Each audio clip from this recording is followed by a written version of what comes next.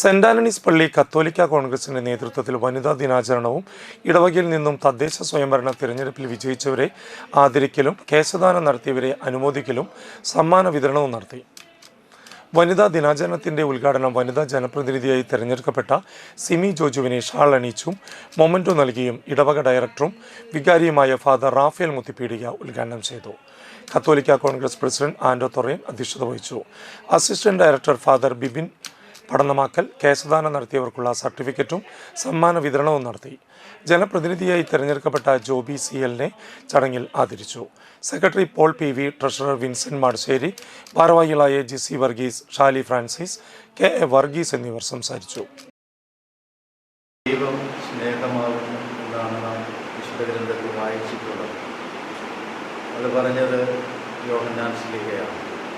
ആ ശ്ലീഹ കർത്താവ് അന്ത്യ വിടവാങ്ങൽ പ്രഭാഷണം നടത്തിയ സമയത്ത് ഈശോയുടെ നെഞ്ചിൽ ചാരിക്കിടന്നാണ്.